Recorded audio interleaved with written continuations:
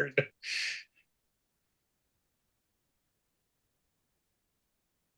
All right.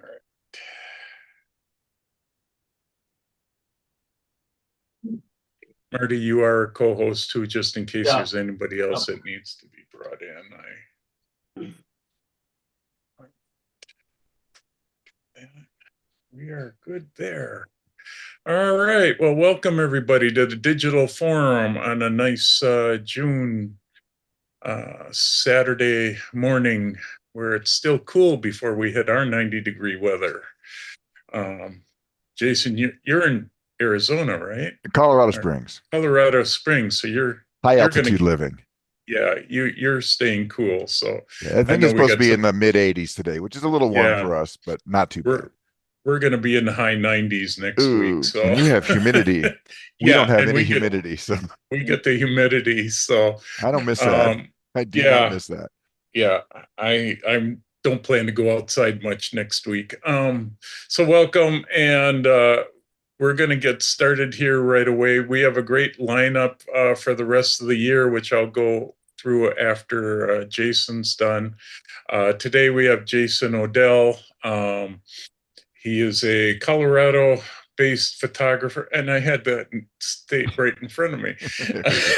Author and educator known for his exceptional landscapes, wildlife, and nature photography. He has written more than a dozen photography and imaging processing ebooks and regularly contributes to photography publications and websites through workshops, photo tours, educational programs around the world. He just came back from Newfoundland.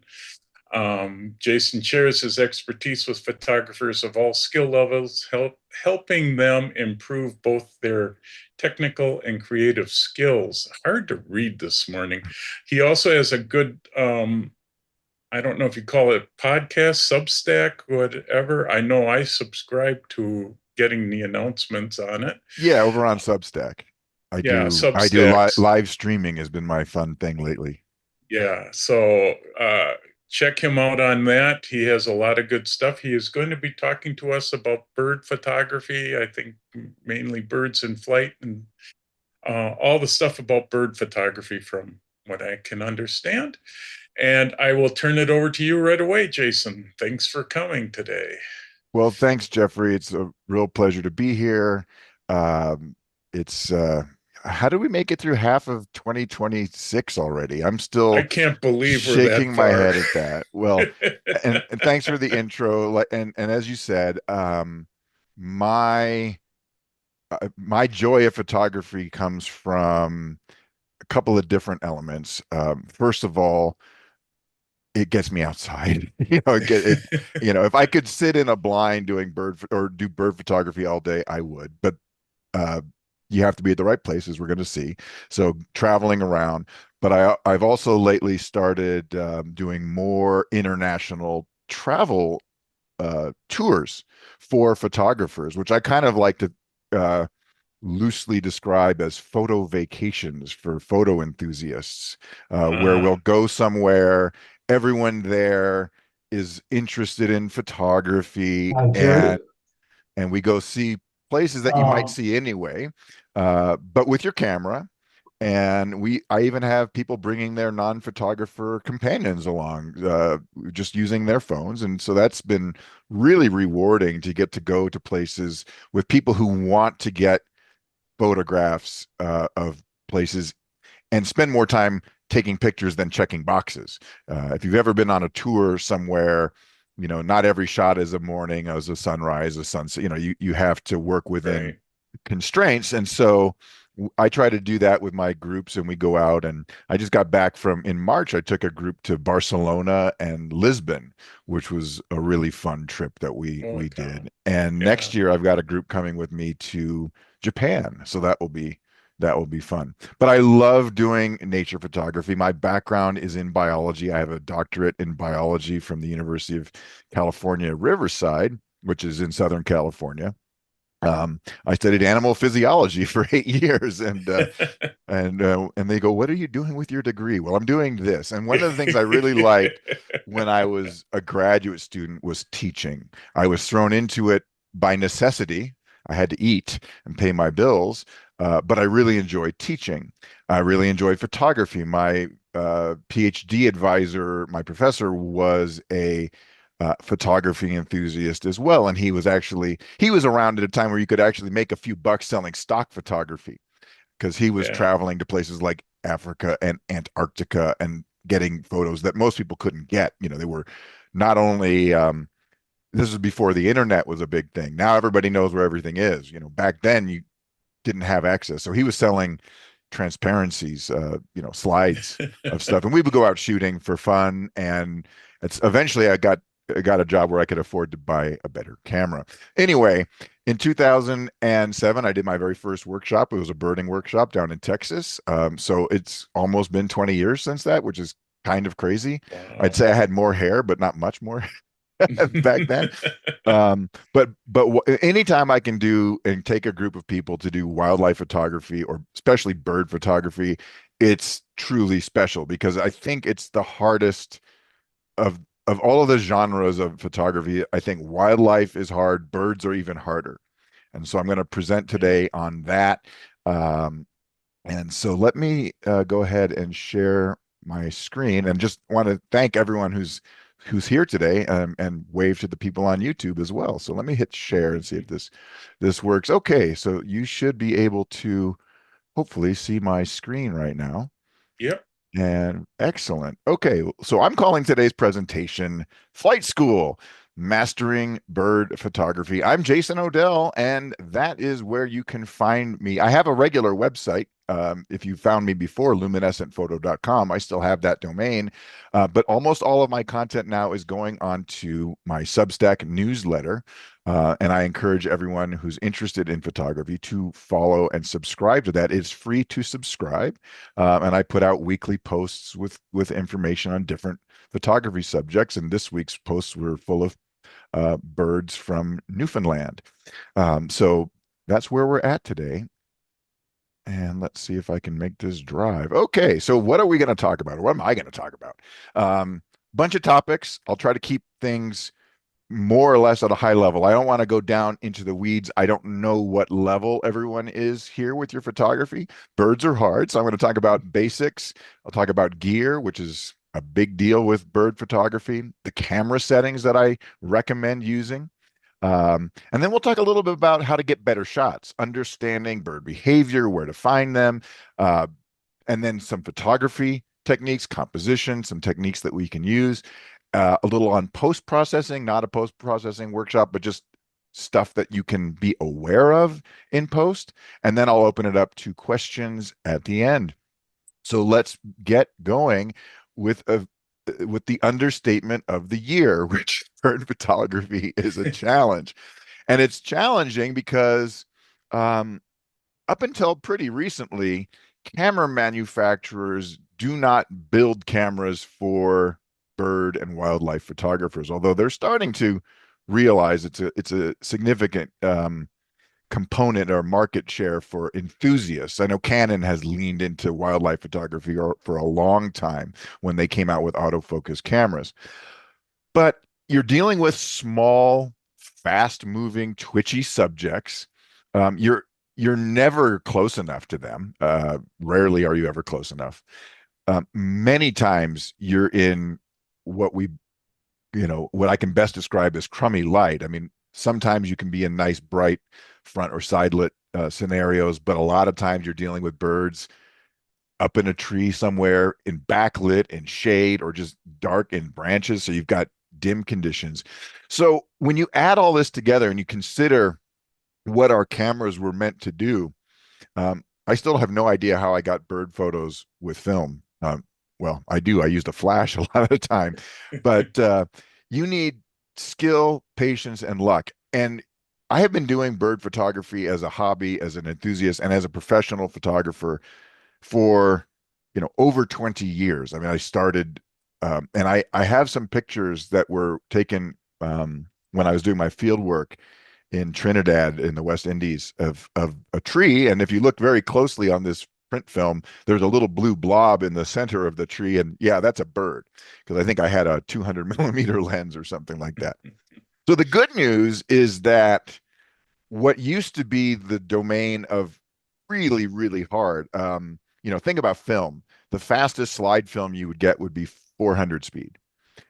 I almost never shoot at ISO 400 for birds. We need to have high ISO. We need to have tremendously fast and sensitive autofocus systems. Even DSLRs were really challenging to use for bird photography. And if you know what I'm talking about, it's like, you had to move that little focus joystick around if you're lucky and try to get it on the bird and get it on its eye. And oh darn, the bird moves. And you're using a super long focal length lens, and so your depth of field is about three millimeters and 3 centimeters.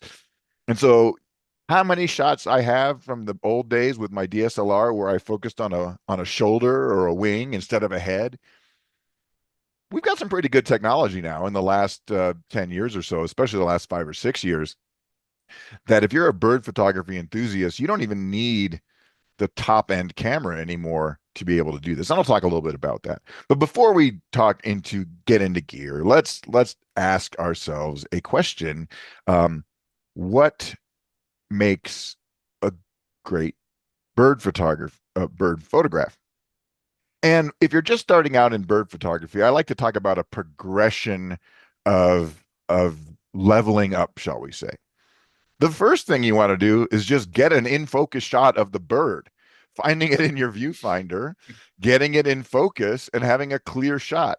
That is step one. And that is actually a lot harder than it sounds, because when you're dealing with, super telephoto lenses, just finding the thing in your viewfinder is a skill that requires practice and then getting it to focus. So here are the elements that I think make great bird photos. Focus, you want that sharp eye, and if you're lucky, sharp wingtips, freezing that motion. So this is a combination of focus, but also shutter speed. So your exposure settings will matter.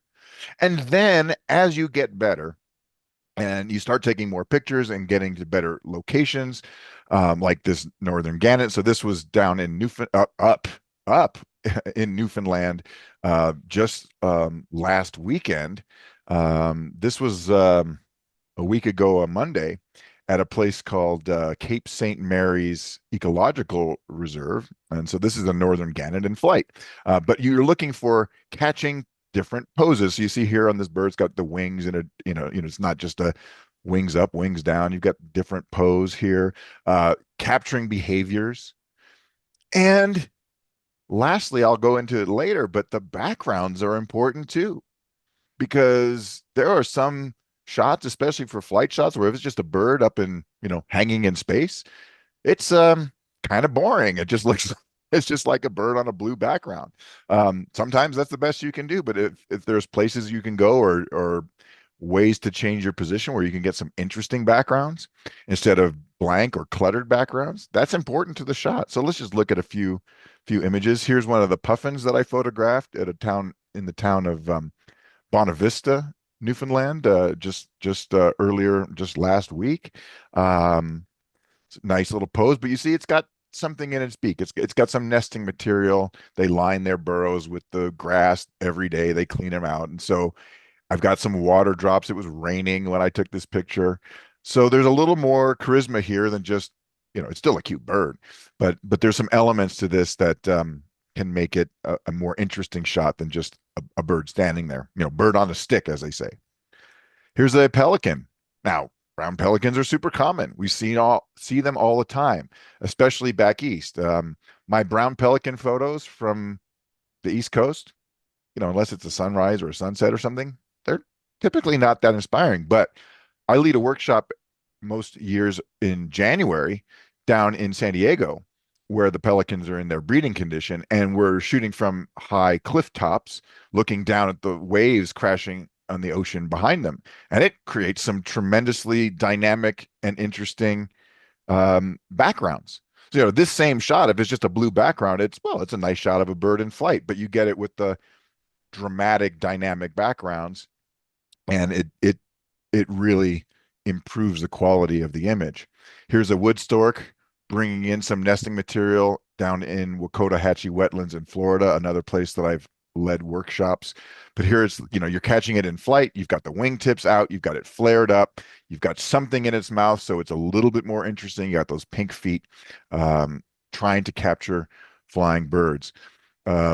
Here's an American coot, kind of a pedestrian species. There's tons of them. This is down in San Diego, but they get active when you throw them corn, which they sell you at the place I take my clients. They come running across the water. Now, getting this shot is super hard because you've got a few seconds to locate the bird that is coming towards you, get it in your viewfinder, lock the focus on it, and shoot a burst of frames before it sets down. Because it's only doing this for just a brief moment, where it's close enough to you where you can get it to fill the frame. So this is like on a degree of difficulty here. This one is, a much higher degree of difficulty than any regular flying bird shot. Here's another one of those shots from San Diego. Here comes a ringneck duck.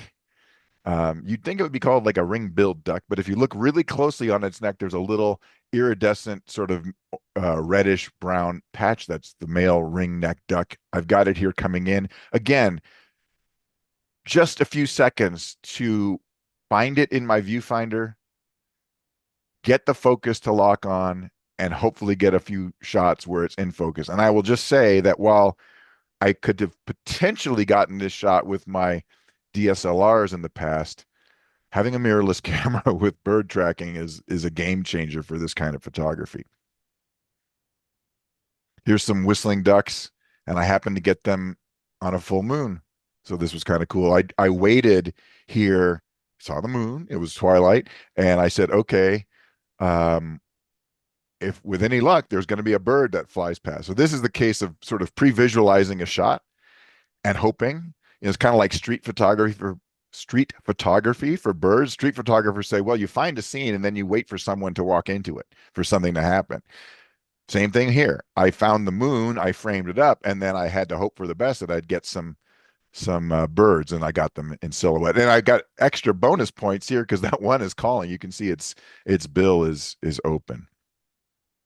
Here's a skimmer in Long Island, New York.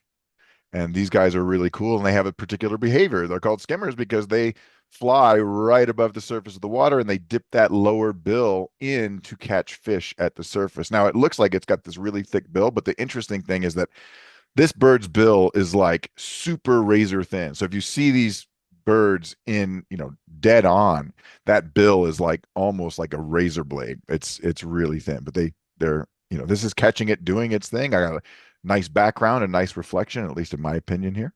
So that's what's going on. And then I got them doing courtship displays in flight, and they were calling to each other. So here's a flight shot.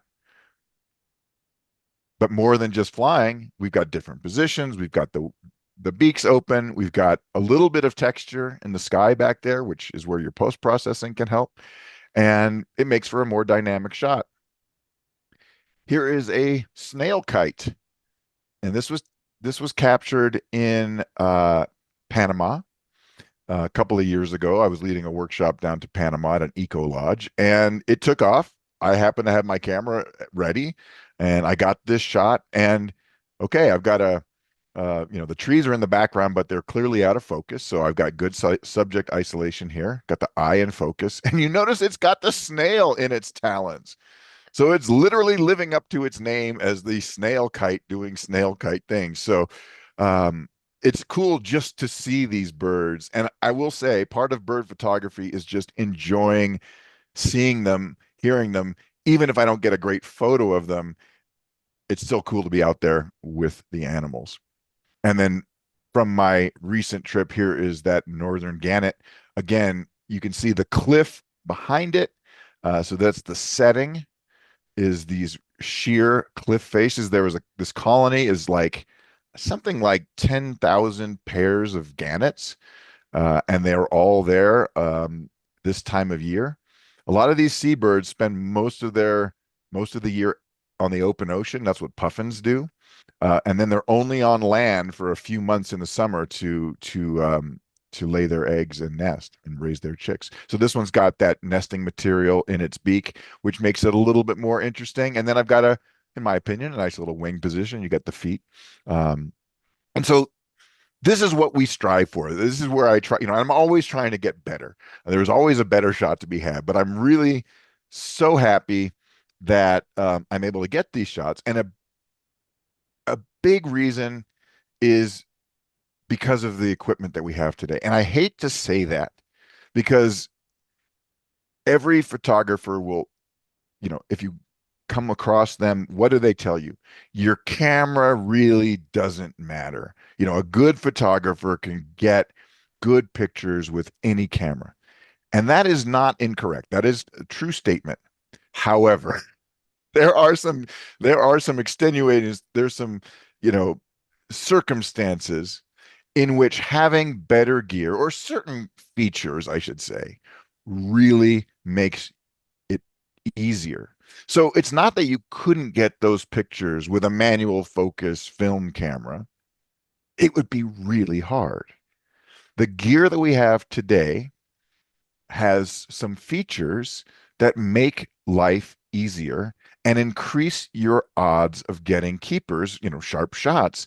And that those features can free up your brain to focus on things like composition and background rather than just trying to chase a bird with your joystick. So let's talk about gear and settings. I'll start with camera bodies, talk a little bit about lenses, and then I'll talk about some fundamental settings. I mean, there's a million settings, but there's some core settings that if you're beginning and getting, you want to get better bird shots, these are the settings that you really need to keep in mind to deliver. Okay, so here's some pair of pelicans out in. I was invited to Catalina Island last year to do a little bird workshop, and it was total beginners. I had this rig here, and I just everyone else was shooting with little small cameras, but it's okay. It's okay. Everybody had fun. That's the most important thing. So camera choices. So I'm assuming that everybody has a camera, and I'm not going to tell you which brand to get because guess what? They're all really good. Okay. But there's some features to look for. And the big question is, if you're still shooting with a DSLR, should you get a mirrorless camera? Or if you get a mirrorless camera, should you get a better mirrorless camera? So this picture I threw in here just to point out that, and this is a tufted coquette. It is a hummingbird. It is this big. It is absolutely small. But I still managed to get this shot with my Nikon D850 on a trip to Panama. This was probably in 2021 or something like that. And DSLR, I still got the shot. So it's not impossible. It's just that some of the camera features make things easier. So let's talk about this. And there's this big old chart. You don't need to memorize this. But here are some core features in terms of DSLRs on the left, mirrorless on the right. And the big features I should look at this top line here, autofocus speed and burst rate and AF tracking. Okay. These three features are what separate newer mirrorless cameras from even the best DSLRs. Like the best Nikon DSLR outside of the D850 was, they had the D6, their top end. It was, the fastest camera that they had, fast autofocus. The autofocus is fast, but it's not able to do what some of the mirrorless cameras do, which is use the sensor, the actual imaging sensor, for focusing. DSLRs focus with a what's called a phase detect AF module, and it lives underneath the mirror in your DSLR. So when the camera is focusing, there's a split mirror, and it can it focuses by the light going sort of through the mirror and down to this little focusing module. And what that focusing module does is just looks for, phase contrast differences and tries to figure out what is sharp and what's not and adjust the lens. Now it blacks out when the mirror goes up, so you can't focus. So if you're shooting really fast frame rates, you're going to lose focus lock because the mirror is lifting up and it blocks things to let the light hit your sensor. On a mirrorless camera, that sensor, there's no mirror in front of it. Otherwise, we wouldn't call it mirrorless, right? So that means the sensor has autofocus system built into it. And the best cameras have phase detection sensors right on the imaging sensor. Now, because the camera is evaluating an actual image and not just, phase detection, contrast, through a, electric eye type of thing, uh, we can add cool features like subject detection and tracking. So the newer mirrorless cameras, not all of them, but many of them now offer subject detection, and many of them have a bird AF mode. And this means that the camera will look in wherever, you've set your autofocus zone, your target, your area, and it'll look for things that look like birds. And if it finds them, it puts a box around them. And I'll have an image of that later. But it can even find eyes and focus on them. So when I was talking earlier about the DSLR problem, when you would have a wide zone and it would just grab the nearest thing, which would oftentimes be the shoulder of the bird, and here's the eye in a different plane. The mirrorless camera sees the eye and it goes, aha, that's what I'm going to focus on. Okay, so DSLRs certainly have better battery life, but when you get down to things like frame burst rates, DSLRs usually cap out, 8 to 12 frames a second, but in a mirrorless camera, depending on how you shoot, you can get some ridiculously fast frame rates. So my camera, for example, can shoot RAW at 50 frames a second. I don't do that very often because you get too many pictures. But if you're trying to get that absolute, one shot where the wing position is perfect, or you capture that moment, those faster burst rates really help. And while you're shooting, there's no mirror blackout.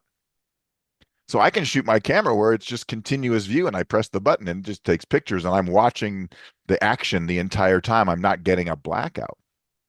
So this AF detection and tracking that the mirrorless cameras have is an absolute game changer. And I mean that in the most sincere way possible. I picked up a Nikon Z9 when they first came out. It was, I got one in January of like 2022 or something like that, 2021 maybe, but right when it came out. And I went in and put on the animal AF mode and I went down to the local lake where there's seagulls and stuff. And it just finds birds. And I said, this isn't fair. This is really not fair. I called my buddy up and I said, dude, this is not fair.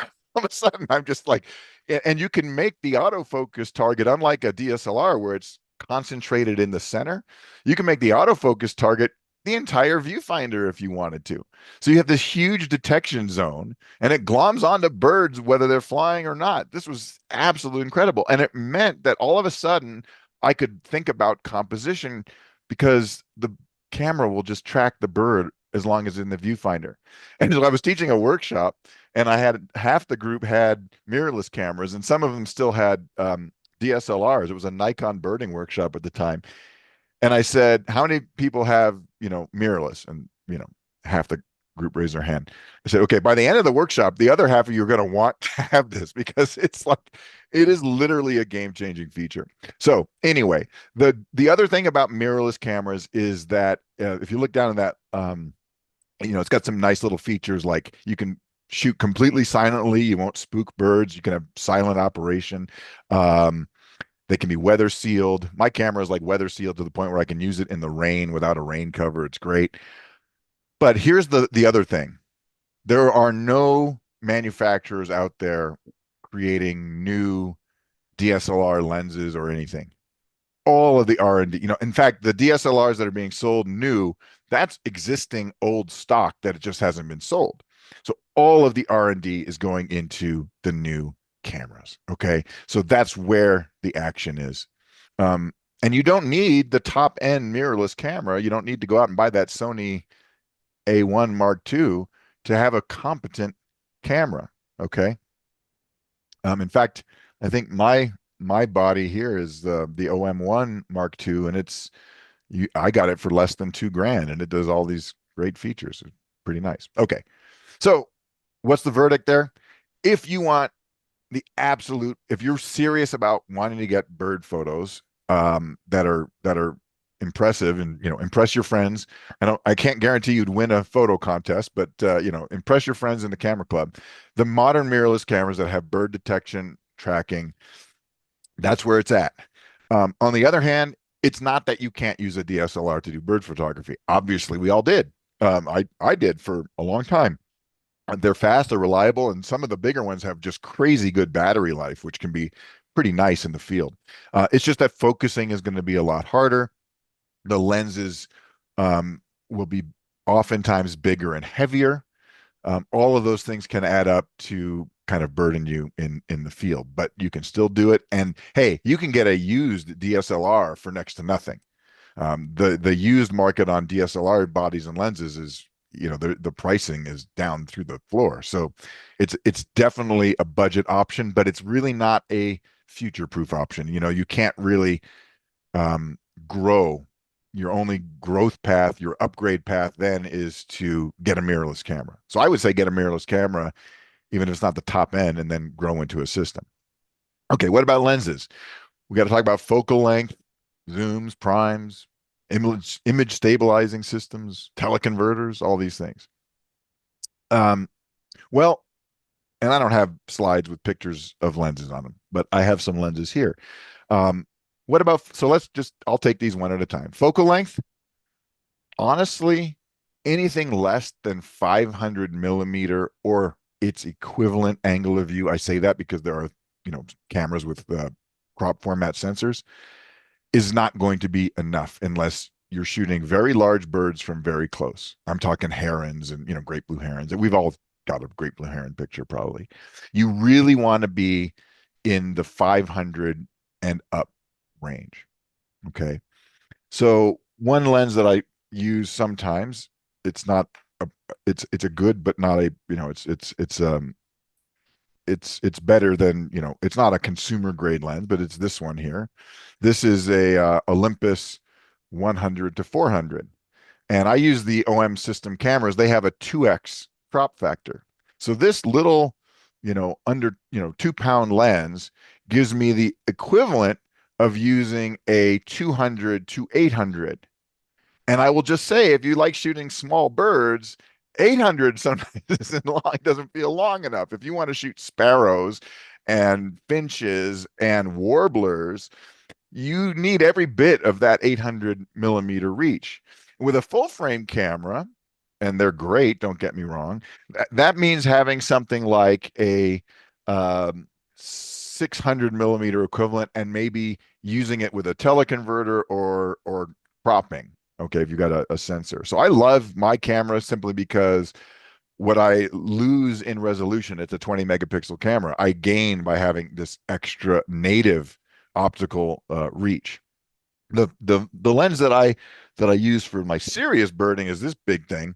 It's really not that big when you take the lens hood off. It weighs 3.5 pounds, which still, my 600 millimeter Nikon lens back in the day weighed 9 pounds. It required a monster tripod, and once you set that thing up, you were kind of done for that spot. You did not want to move. I can walk around with this handheld pretty much all day. I have a general rule of thumb. If the lens weighs 5 pounds or more, 4.5 to 5 pounds, and then you put a body on, it starts to feel really heavy if you don't have a monopod or something. If it weighs less than 4.5 pounds, at least for me, I can deal with it. Now, what about a zoom versus a prime? Well, to me, the question is simple. There used to be a time when the primes were the way that you got the reach and the best image quality and the fastest focal lengths or fastest apertures. So 600 f4 or whatever, 500 f4. And they were great because you could put teleconverters on them to get extra reach, etc. But they're big and they're heavy and they're awfully bloody expensive. The current versions of the mirrorless lenses, which are amazing lens designs by all of the manufacturers. But I think the 600 millimeter f4 Z lens for Nikon is something like $15,000. It's like a non-starter on price. I mean, it's just literally you look at that and go, yeah, that's nice. Now, the good news though is that the lenses that have slower apertures, which used to be a major drawback with DSLRs, because you would lose the viewfinder would be dimmer, the autofocus wouldn't work as well. Not a problem with mirrorless cameras. A mirrorless camera, you've got an electronic viewfinder. It can just be bright. You can see everything. And more importantly, the autofocus systems are extremely sensitive. So an f8 lens, or a lens that gets to f8, maybe when you zoom it in, zoomed out, um, will still work with a mirrorless camera, where it wouldn't work at all, or very limited focus options with a DSLR. I love zooms. And the reason I love zooms is because I never know how close I'm going to be able to get to something. And if I'm shooting birds in flight, I usually want to zoom out a little bit. I want to have a loose composition so that I can keep the bird in the frame, especially if it's erratic. So this lens that I have back here is the equivalent of a 300 to 800 with a built-in teleconverter, which I'll talk about in a minute, and that gets me to an equivalent of 1,000 millimeters f5.6 if I want to, which sounds ridiculous. 1,000 millimeters, that sounds ridiculous. But for small birds, it's use it all the time. That's how you get frame filling portraits. Um, Image stabilizers are important as well. Uh, in DSLRs, the only route for image stabilization was in the lens. Your Nikon lens says VR, or Canon says IS, OIS, optical image stabilization. That still remains true. Mirrorless cameras have an added benefit of having something called in-body image stabilization, or IBIS. And that means the sensor actually shifts a little bit to keep things stabilized. The best systems, when you get into long focal lengths, which is where we live in bird photography land, will offer both. A lens that has its own stabilizer that can synchronize with the stabilization system in the body, which can lead to effective anti-shake of up to 7.5 to 8 stops in some cases. Contrast that with the earlier image stabilizers on DSLRs, which were 2, 3, maybe 4 stops, depending on the lens. So this combo gets me 7.5 stops of stabilization. But I will warn you that image stabilization is not the same as freezing subject motion. Okay, it just means that it prevents camera shake from happening. It also stabilizes the image in the viewfinder, which I find to be incredibly important when handhelding and holding and panning with birds. Having a stabilized image is a game changer. So it's really important. So there are some mirrorless lenses that are long focal length, lesser construction, more, less expensive. They may not have the built-in image stabilizer. They're going to rely on the body, and it works okay, but not as good as the combination. Now, a lot of people say, well, what about just getting one of these, a teleconverter? A teleconverter is a lens. It is an optical element. I don't know if you can see that, but there's a glass in there. It is a magnifying glass that you attach between your lens and your camera body, and they come in usually two varieties, sometimes a third, but the most common ones are 1.4x magnification and 2x magnification. This is a 2x. And a lot of people say, well, I'll just get a teleconverter. It's a lot less expensive than buying that, ridiculously expensive lens. And I do agree. But I want to caution everyone before they run out and do that. Uh, Teleconverters don't always mount to the lens. They are designed for certain lenses. There are some lenses that you can put a teleconverter on, and there are some lenses that you simply just cannot attach them to because the mounts aren't compatible. The elements aren't recessed enough to fit the little teleconverter end inside the lens barrel. So you got to look at that first on your lens. The other thing too is that if you're not using a high quality optic, your primary lens, the teleconverter just magnifies all the defects in your lens, and you suddenly start to see chromatic aberration and softness. And you also pay a penalty in light. When you put a teleconverter on a lens, you will lose you lose aperture. Your effective aperture becomes smaller. With a 1.4x converter, you lose 1 stop of light. So if you put a f 1 1.4x converter on an f4 lens, you now have an f5.6 lens. You've lost a stop of light. You put that same f4 lens, you put a 2x converter on it, and now you're at f8. This has real world ramifications because your exposure settings rely on that light. And as we're going to see in a minute, shutter speed is really important for bird photography. So this starts bumping up all of your ISO settings. That's the bad news. The good news is that high ISO isn't the bugaboo that it used to be. But teleconverters will, depending on the lens, depending on the combo, they can potentially degrade your image. They will slow down your autofocus performance at times, and they will cost you a light penalty. So the better the lens that you have, the better it will do with a teleconverter added in. Okay, that's all I want to say about lenses. But again, I should point out, if you're looking for a birding lens, don't forget the used market. Same thing with cameras. There are a lot of decent prices on gear. This lens here, which I bought new, I think it was 14, 14.99, 12.99 on sale. You can get this lens, the version one of this Olympus 100 to 400, for $800 or less on the used market. You take this lens, you put it on a competent body that has bird AF, and you can have a nice little kit for under 2 grand. It's doable if you shop used. And you got 800 millimeters effective. Okay, let's talk about the fundamental settings because I we could be here all day talking about bird settings, but I'm going to talk about exposure and metering, autofocus, and then what I call everything else. Okay, the first two are the most important. Exposure and metering. Shutter speed is your friend. It is the critical component for bird photography. What I mean by that, birds are small, they're twitchy, you're moving, they're moving. Okay, you're not always on a tripod. It's not always convenient to do that. So we used to have a saying that, in the film days, a thousandth of a second was pretty damn fast. It's not fast enough for birds. And what I found as I grew as a photographer, as digital cameras got better, where ISO became less of an issue, high ISO, shooting, starting with like the Nikon D3 when it came out. All of a sudden, my bird pictures started being sharper and better because I could shoot at the faster shutter speeds. This is literally the take home message for today. Shutter speed is the most important thing in all of bird photography. Now, there are times when the light isn't great and you got to slow things down because otherwise you're going to, you don't have enough ISO for that. But a thousandth of a second isn't usually fast enough. I like to shoot at least 1/1600th of a second.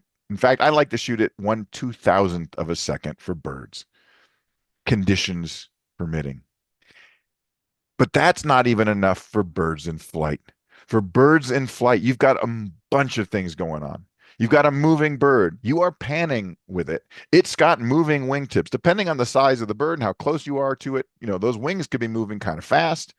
I like to go up to 3200th of a second or even faster if conditions permit. And by that, I mean if there's enough light. If you look in your exposure and you see that, your ISO is, off the chart, blinking at you, underexposing, okay, you got to slow it down. But for birds in flight, I like 4000th of a second a lot of times. That's kind of my sweet spot. Metering, really easy. Just use your matrix evaluative meter. It works 99% of the time. Yes, there are situations where you will override things. You could potentially use other systems. Could you use spot metering? Yes, in theory. But moving subjects, changing light, depending on whether, you're not always in studio conditions. Sometimes you go out early in the morning, it gets brighter. Sometimes you go out in the evening, it's getting dimmer as the day goes on. Use your evaluative meter. And the other thing that I cannot stress enough is to not be afraid of auto ISO. Most people now are in the camp where they recommend it. But there was a time when people didn't like to recommend auto ISO. And the reason was, oh my gosh, the ISO will go up really high and I'll get noise. Okay. My counter to that is I would rather get a sharp shot with some noise than a blurry shot that has no noise because I'm not going to use the blurry shot. I'm going to use a sharp one. So, what auto ISO does, it's a setting in your camera. Almost every camera has it now. It adjusts the sensor gain to match whatever exposure mode settings that you have set. And I'm going to talk about exposure mode in just a second, but there's two that I normally use for birds. But we're going to try to drive high shutter speeds. That means there needs to be a commensurate, if you know your exposure triangle, as you boost shutter speed, unless there's a lot of light or, you have a really, really fast lens, which we generally don't, you're going to have to boost ISO to match to get the exposure to be proper. And I say, don't be afraid of the high ISOs. And by that, I mean 6,400 and up. There are some people out there who just say, well, I will never shoot above 1600 because otherwise I don't get a clean image. And to those people, I say, tell me that you've never used post-processing and shot in RAW without telling me you've never used post-processing and shot in RAW. Because if you were only shooting with, in-camera noise reduction and no post-processing, yeah, things do get a little bit noisy, once you get north of ISO 3200 in most cameras, especially in smaller format cameras like my Micro Four Thirds camera. But modern noise reduction tools are freaking amazing and they can absolutely wipe out noise. So once again, I will say, if you learn something from today's talk, shutter speed is the most important component. And do not be afraid of the dark. Do not be afraid of high ISO. Just learn, get the tools that you need, and I'll demonstrate or I will show examples of them later on in the post-processing component of the talk.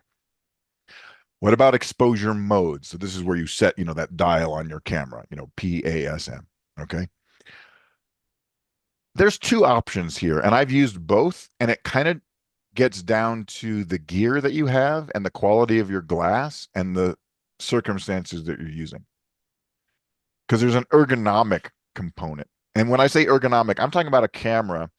My camera is the typical modern style where I've got a front and rear command, what they call command dials, and my shutter button.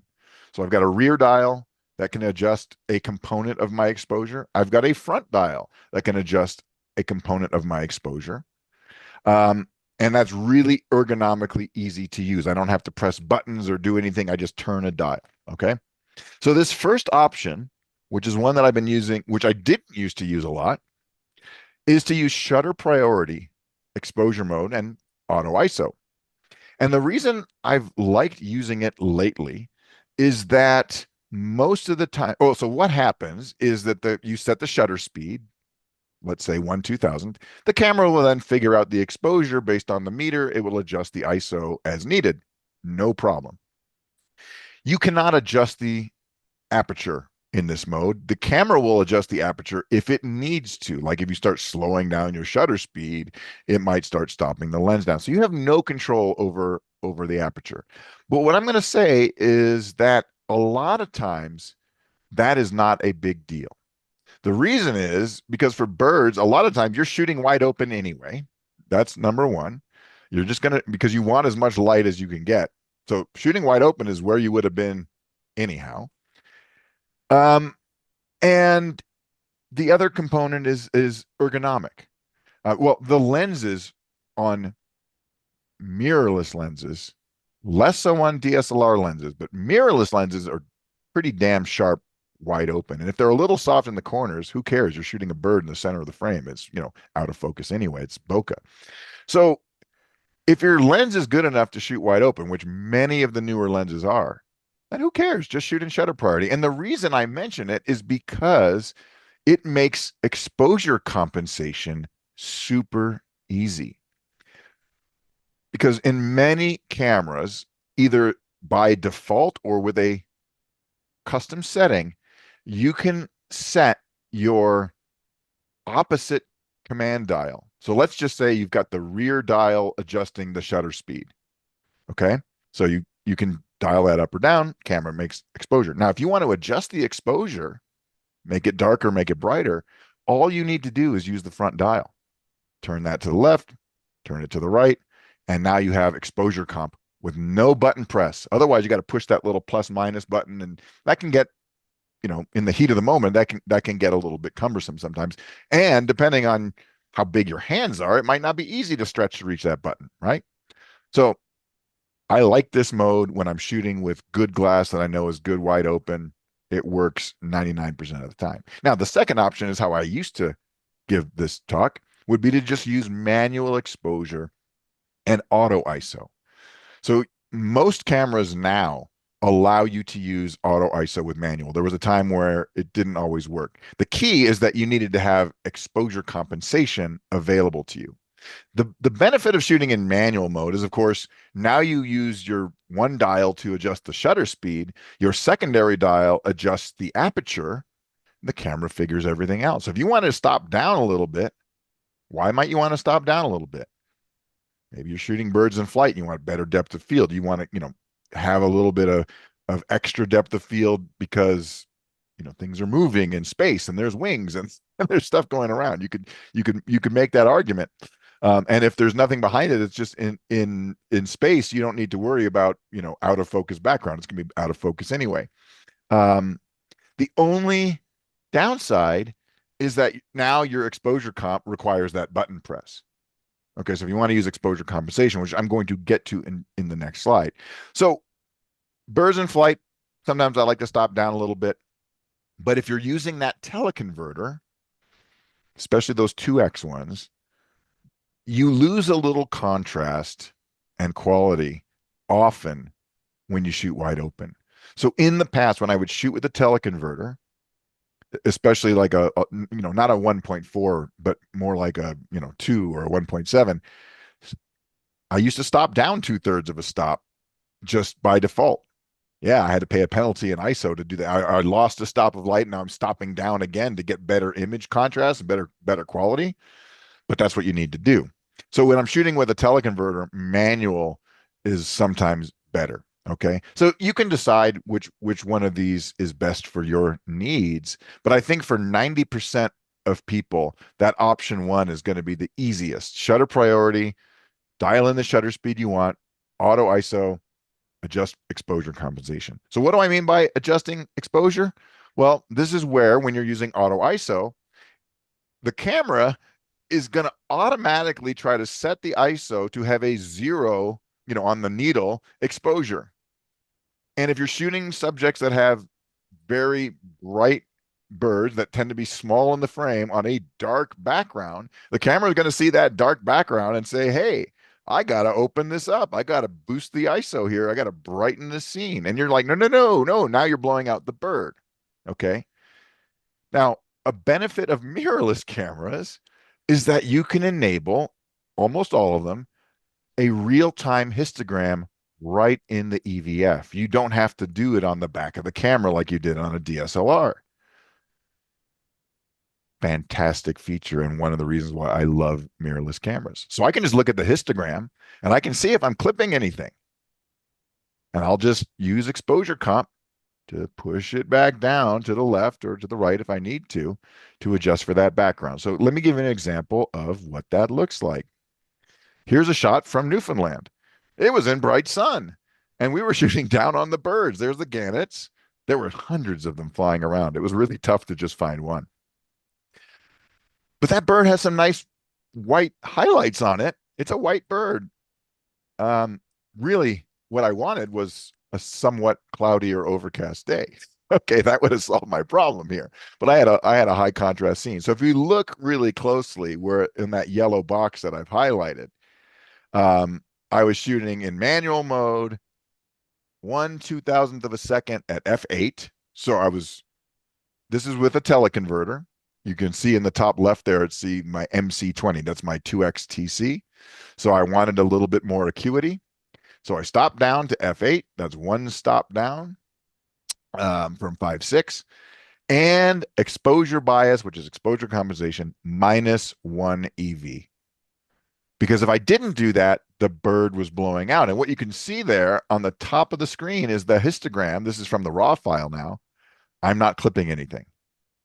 So I can preserve those highlights in the bird, and then I'm going to do everything else. I'll fix it in post to make it work.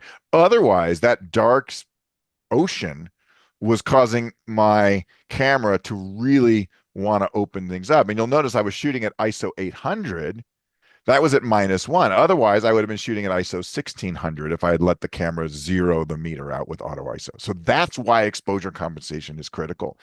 Most of the time, it works just great, but having that override and having that visual cue of a histogram in your viewfinder is magical for mirrorless camera shooters in any kind of, not just birds, just everything. Okay, so here is a short table of my recommended settings, just in general. So you can see that I like to be at 1,000th of a second, even for portraits of birds. They twitch, especially little ones. I can get away with slower sometimes, but most of the time I want to be at 1,000th. And then shoot it wide open, auto ISO. I'm going to just use a small autofocus zone. And if you've got bird AF, I'm going to use bird AF because it's going to work too. And I'm going to get to focus in just a second.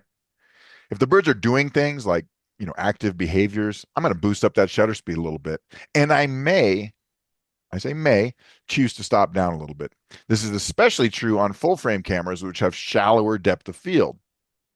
My camera is a 2x crop sensor. It also has twice the effective depth of field. So if I shoot this thing wide open in f4.5, I get the depth of field like I was shooting a lens at f9 without having to stop down. So one of those things. And then if they're flying, now we really go. The key feature is that shutter speed component. I'm jacking it up to 3200 or faster. I'm perhaps stopping down a little bit to get that margin, that cushion of some depth of field, auto ISO, and I'm going to set my autofocus zone to a nice large zone, which you can do in a mirrorless camera. It's harder in a DSLR. And again, I'm going to try to use that bird detection AF. So with that said, let's talk about the focusing settings. There's three things. This was with a DSLR. I got one shot. It was in focus. Boy, was I lucky. This is a green ibis. Anybody ever heard of a green ibis? And the reason why this thing is called a green ibis is because it's got that patch of green. And I just want to say for this shot, this was a 1 in a million shot. I was standing on the top of an 85-foot observation tower early in the morning. The sun had just come up. It was early morning, golden light. This bird comes flying around. Most of the time, they're just nesting in the trees. I'd never even heard of a green ibis before this trip. And I got the shot literally one frame. My D850 was set up to use a group autofocus pattern, which is like a large hybrid autofocus pattern, a cluster of points, not the traditional small, single point. Never would have got this with single point. Got one frame. It was just fast enough to get it in focus and be reasonably sharp. I showed it to the guide who couldn't believe it not because I got a in focus picture. I mean, we've all done that, but it's harder than you think. I got the green patch. That green is iridescent. If the light doesn't hit it exactly right, it's just a dark black patch. It's like when you see grackles, and they've got that blue sheen to them that you don't notice in bright sun.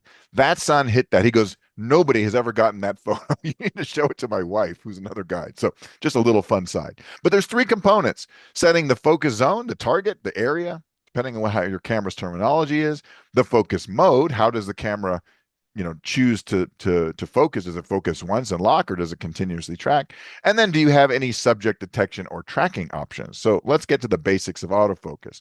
The first thing is the focus mode. I'll just talk about that real quick because there's only one answer here for birds, and that is continuous servo or continuous drive, or however your camera calls it. It's the one where the camera, as long as you're holding down the AF activation button, and I use that term specifically because it could be your shutter, it could be the AF on button or another button you've designated on your camera.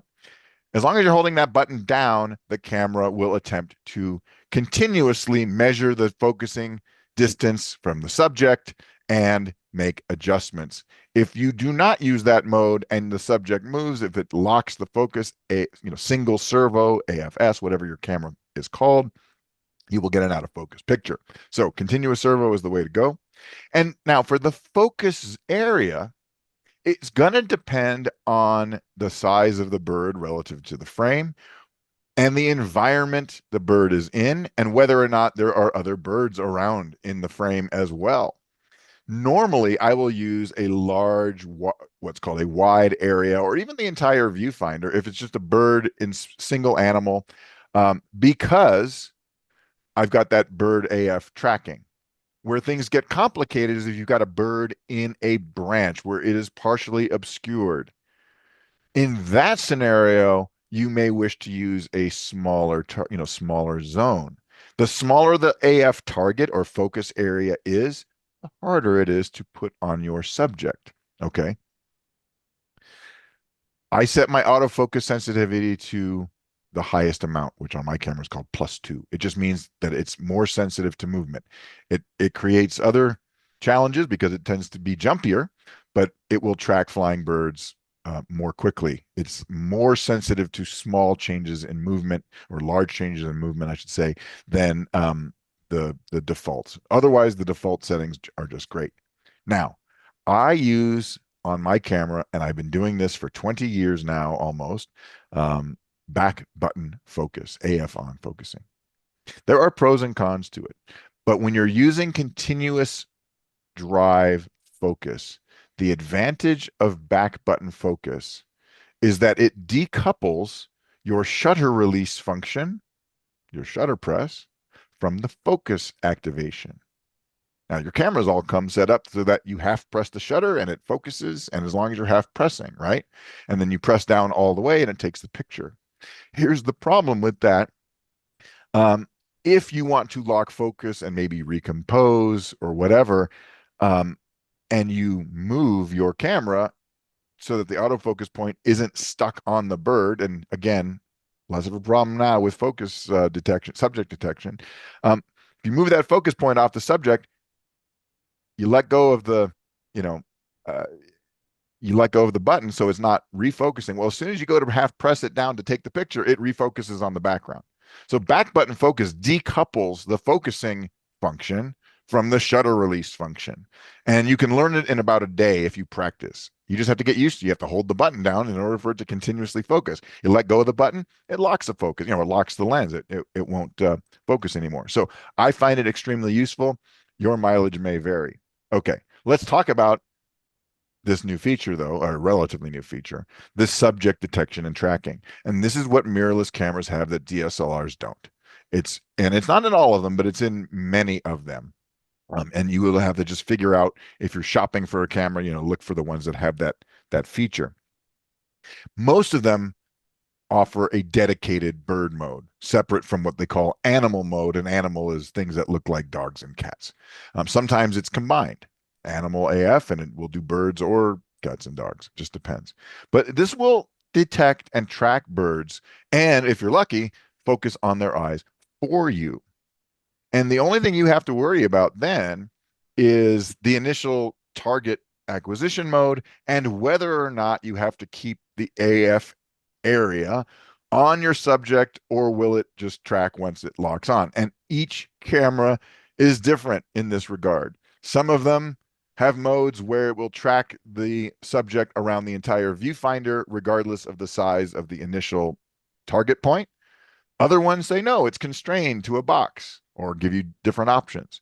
There are benefits to each of those things, but you have to look to see how your camera is configured. In fact, I can configure my camera to do it in either way, where it locks on the subject from the initial point and then tracks it if the bird leaves the designated zone. I don't have to keep moving it around.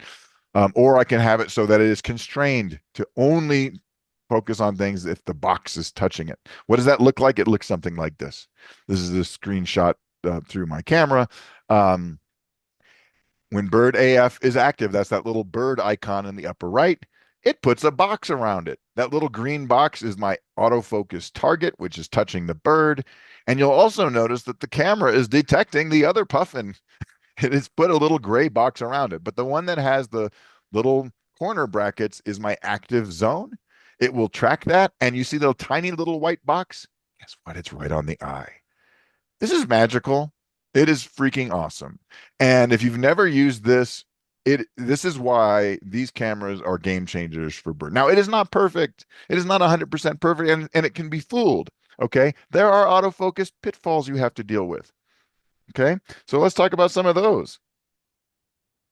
One, depending on your camera, if you got a really small focus point, that pinpoint, that single point, it can be really hard, especially if it's a bird flying. So you want to use a wider zone. On a DSLR, that meant using, something like group dynamic AF. Even dynamic AF on Nikon cameras was really just a variant of single point. It didn't help you. So if it's a small bird in a frame, how many times have you tried to put the autofocus point on that bird and you got the background instead? Because boy, that background is nice and sharp and it doesn't move.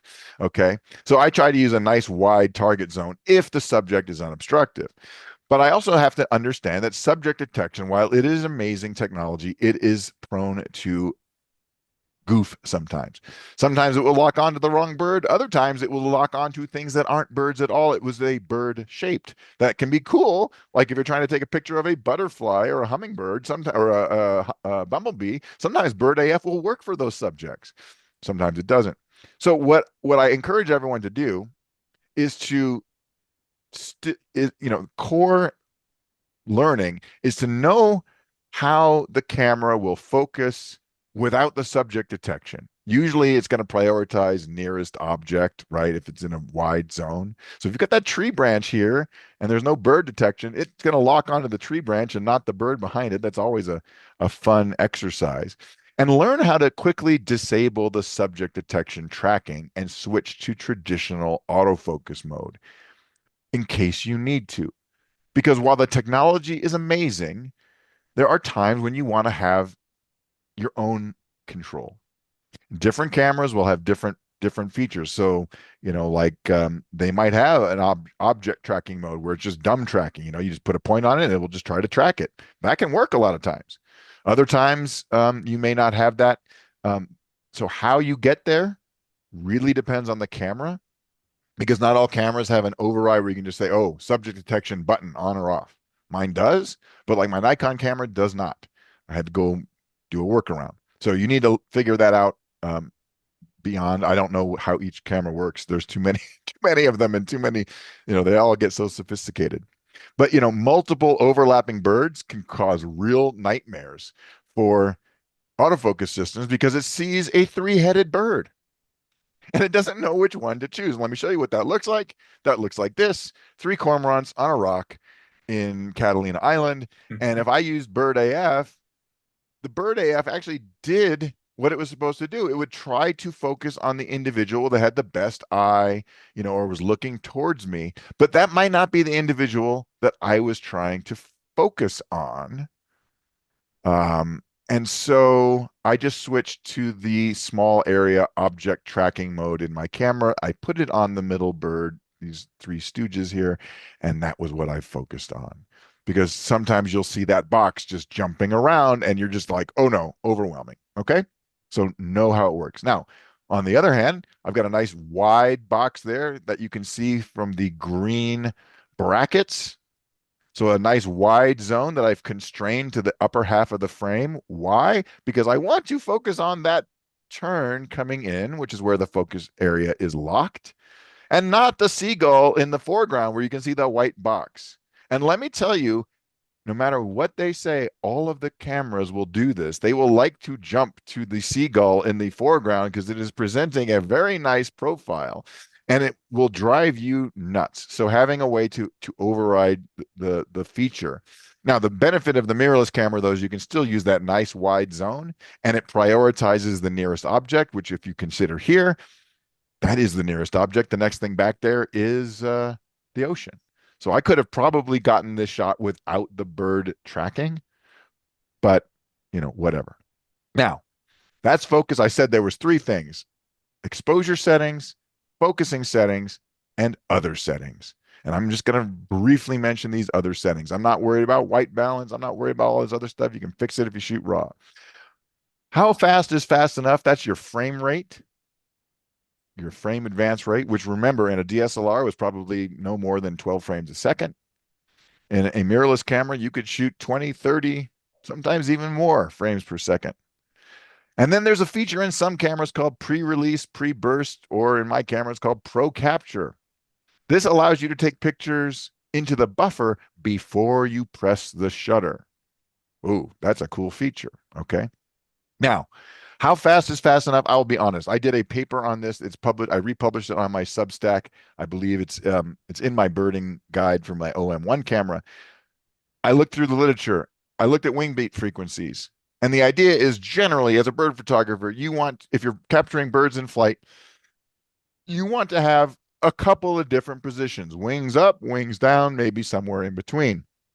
And there's a funny thing that happens if the bird has a wing beat frequency that matches your frame rate, you will get the same position every single time because every time the camera takes a picture, the wings return to that exact position in that cycle.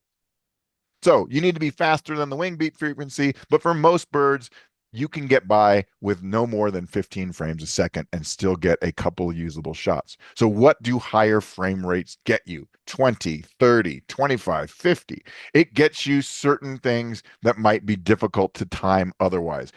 You get more wing positions, or you will get multiple wing positions from birds that flap their wings quickly. Waterfowl have some of the fastest wing beat frequencies. I'm not worrying about hummingbirds here. That's a different thing. But waterfowl, puffins, heavy birds that flap their wings really fast, you'll get more wing positions with a faster frame rate. And then sometimes you have happy accidents. So I was in Hilton Head last fall for a little mini vacation at a friend, taking photos for a friend's condo. And we went out to the beach and there was just pelicans and it wasn't great birding. I didn't have a giant lens. I wasn't there for bird photography, but I was playing with this new lens and the pelicans were out there and they started diving. Now, I kicked over to my birds and flight settings and forgot that the last time I had used my camera, for giggles, I had set the frame rate to 50 frames per second. And I have this shot to thank for that, where it was literally the moment of impact with this pelican diving into the water. And I was oblivious to the fact that I was shooting that many images until I downloaded my pictures and said, what the heck? Why are there so many pictures here coming off the memory card? It's because I was shooting at 50 frames per second. I do not recommend this for casual shooting. In fact, I don't even shoot more than 25 frames a second most of the time. My default is somewhere around between 12 and 15 frames per second in my camera, and that's plenty. It's fast enough to be fast, but slow enough that I can control my burst. If you hit 50 frames a second or 30, you hit a burst, you're probably getting 5 or 6 frames without even trying. And that can lead to really unpleasant triage experiences later on, where you got to sort through that many pictures. Now, pre-release or pre-burst capture is a cool feature that has been rolling out in more and more cameras. And I had it in my Nikon Z9, but I never used it because unfortunately it was a JPEG only feature. And I don't like JPEG only anything, so I tend not to use it. Show me a feature that's only JPEG, and I will show you a feature that I probably won't use. That's how I roll. I shoot raw. But my camera does. Some of the Sonys, some of the Canons, they're shooting pre-release. What does it mean? It means that in that mode, when you half press the shutter, the camera starts buffering frames into the memory. And then when you press the button down all the way, it shoots your burst. And based on your settings, it will save a certain number of frames from before you press the shutter. And if you are anticipating a behavior that you're not sure about, like the bird's going to call, but you don't know when it's going to do it or it's going to take off, you can start buffering, press the button down, and you get 3, 4, 5 frames from before. One of those is going to have that moment. And here's the example of that. This tricolored heron was about to take off down in Florida. I knew this. I started buffering, and look at that. I got the last moment where its toes were just hanging on to the branch. There is no way I could have humanly timed this without just luck, and so that worked. Now, how did I get this shot? I had to understand bird behavior a little bit. So, know your subject, know your locations, and keep your behavior ethical. So, how do you know what your bird's going to do? Know your subjects. Well, you can look for behavioral cues, takeoff and landing, head bobs. Here's the big tell when a bird is going to take off. They poop. They will drop the ballast right before they take off. 95% of the time. So if you see the bird poop, you know it is going to take off. You can be ready for it in your pre-burst mode. But you can know also things. Sometimes birds will have their favorite perches. You work a site long enough and you will start to know, okay, this is where it's going to come back. I just have to hang out here for a bit. And you will see these birds oftentimes make predictable paths. That's where that tricolored heron was. I knew it was going to be eventually back on that tree branch because that's where it liked to be. Okay. And then get your timing right. And by the timing, I don't mean the shot, I mean the time of day. You're not going to get a lot of great bird pictures middle of the day unless you're in the Galapagos, in which case they're there all the time. But birds are most active early in the morning and late in the afternoon. And the best tends to be early in the morning for two reasons. They're hungry and they're less likely to be paying attention to the crazy guy with the giant camera lens in their face. Um, and you're gaining light as the morning proceeds. In the afternoon, the activity generally is a little less, and they get most active, kind of at dusk, and now you're losing light. It gets to be a little bit tricky. Not saying you can't do it, but those are your times. Mornings tend to be better. Knowing your location is important. So if you go to a wildlife area, go to one that has a bird feeder for practice. Don't take their picture on the feeder. Watch where the birds sit before they get to the feeder, because they will almost always find a tree branch somewhere that they will wait their turn to stage up to go on the feeder. Nobody wants a bird picture of a feeder. You want the bird on a branch. Now, I'm not saying don't take pictures of the bird on the feeder for practice, because I do that too. The other thing I want to make everyone aware of is that when you see wildlife area, that does not mean it is great for bird photography. Why? Because your best shots are almost always within 25 feet or less of those birds, unless they're really big birds or they're flying, whatever, can be farther away. If it's more than 20 feet, it's just a teeny little thing in your frame and you're cropping in and you're throwing away pixels and you're really not getting there. So I have been to so many places where, oh, there's this great birding place. You can go there and see eagles or something. Yeah, and they're a mile away. You can't even, get it with that lens. So the best places are to scout that, because there is a big difference between places that are great for birding. And by birding, I mean people with life lists who say, I heard the warbler. Check the box. And bird photography. They are not the same. They are not the same. So to get close to a bird means you have to have places where they are accustomed to people, or there's a feeder, or you can just be alone and be quiet, or even better, be in a blind. Those are all great things. If you can go to a breeding area or a rookery, those are great spots. There's a reason I go down to Florida. It is not to be there in the land of retirement communities down in Florida. It is because there are rookeries and breeding areas there where you can literally walk around and there are birds in every single tree. And I know that my clients will get photos of them. There are places right around there that are national, wildlife areas. You may or may not see a bird. You can walk around the whole time and you might hear them, but you might not see them. Okay. Keep in mind that when birds are sitting on their nests incubating their eggs, that window of time, after they've done the courtship stuff in the middle of the breeding season, you might not see them because they're sitting on the nest. They're not out foraging. But when their chicks are born, now they're going to be busy because they got to go out and forage to bring them back food. So the best times in the breeding season, early in the breeding season, when they're nest building, they're doing courtship behavior, they're doing this, they're on their and then later when they're out there actively feeding. There's some spots in Florida where once you're in the breeding season, great spot, all the birds are gone because they're not nesting there. They nest wherever they go. And so you can go to this amazing wildlife area and it's totally empty. Okay, some brief moment on ethics. You never want to intentionally flush birds out. This goes without saying. Sometimes I will call them. I'll play their bird song to see if they will like my iPhone, but I don't do that a lot. Keep in mind that there are places that birds are protected, especially their nesting areas. They're especially on the beaches of the nesting birds, like terns and stuff. You do not want to go through there and walk into that site and disturb them. So be mindful of that. And it is generally discouraged. We don't put out bait for, like roadkill for things, although there are places where it's fine, where it's like private ranches and they've got, I've done that with caracara populations in Texas, and they just kind of know that we're going to put out some food for them and they come in and we take their picture. Good times. All right, last little bits here.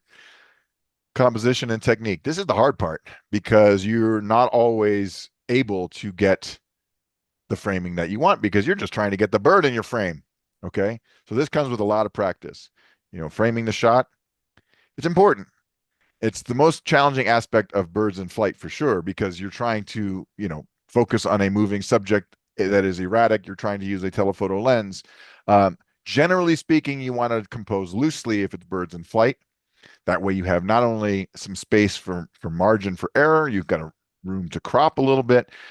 Also, you want to have them have some place to go in the frame. So if they're going from left to right, you want a little space on the right side and vice versa.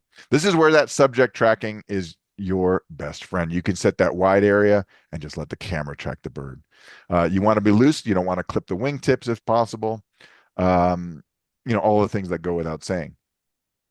Backgrounds matter. I mentioned that earlier, but I'm going to say it again. Backgrounds. Here's another one from La Jolla. I love these backgrounds. Um, you can shoot up in the sky, and I'm not going to tell you not to do it because you're practicing. There's so much time where you need to practice, but your best shots are going to be something else in that sky. Because a clean yet uninteresting background is your bird better be doing something. Okay. So clouds are great. Morning clouds are great. These are white ibis in the early morning light flying over the Wakota-Hatchie wetlands. If you can get that, it's a better shot. Like I said, I showed you my picture with the moon. So you can't always control it, but if you can pre-visualize some spots where you can get to it, the worst shot, the toughest shot is where the bird is literally right in front of the bushes or the foliage, and you just get these cluttered backgrounds, and they're okay. But I really like to get some subject separation. So even if I've got a cluttered background, it gets defocused and it becomes soft. Lighting matters too. You're not always going to get that front or side lit subject. Those are the best ones. But if you got backlighting, hey, use it to your advantage. Go for that silhouette. Okay. So this was a sunset in California. There goes that. I framed it up and I hoped for the best. I said, maybe a bird will fly across this scene. And sure enough, this cormorant complied. It's not something I can get every day, but it's something if you work for it and you practice, pre-visualize it, you can do that. So when you're dealing with backlighting, sometimes the silhouette is best. Now, last little thing, I will briefly talk about post-processing and then we'll open it up for questions because I know we're running short on time. We'll talk about triage, basic post-processing, and a little bit of creative processing. So you just got home from a shoot and now you found yourself with 3,000 photos on your memory card that you just downloaded. Oh my God, what do you do? Okay. Triage. It's the most important, critical part of your workflow. Triage means find the keepers, throw away the bad ones. Okay. So the key to do this with whatever software you use, I use Lightroom, but if you don't use Lightroom, that's fine, is to take advantage of something called attributes. That's what the Lightroom terms are. Use some way to mark your photo, stars, color labels, pick flags. If you have Lightroom, that's my favorite one, to mark the good ones. Okay. Then you can filter on those and just say, just show me the ones that I put a single star on. They don't need to be 5-star, 3-star, 10-star, whatever. You just need 1 star or one flag. Just say, yeah, this was one that I'm going to come back to later. And then you can refine those down to say, yeah, this one wasn't really as sharp as that other one and get that nice shot because you only want to post process your best images. Don't waste your time processing out of focus shots or things that are what I like to call aspirational photos. It's like, well, gosh, this was a great pose, but it's not in focus, but man, this was a great, and it's like, no, it's a throwaway photo. Okay. Sometimes you just have to be brutal with yourself. It's like, it wasn't in focus. If the eye's not sharp, I'm sorry. It's never going to win. Whether it's a contest or looking good on your wall, you want the sharp eye. Okay.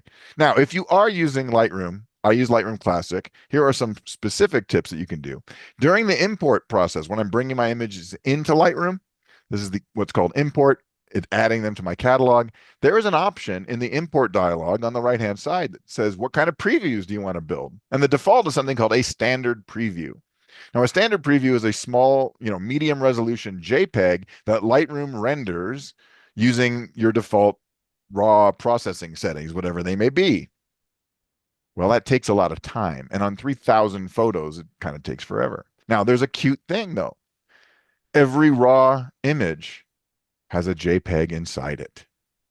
And in a lot of cases, that JPEG is full resolution. It's just a lower quality save, but it's still full size. Nikon's, Canon's, Sony's, or at least recent Sony's, not all. Mine does a 50% size. Guess what? There's a box that you can say, instead of standard preview, you can say use embedded preview.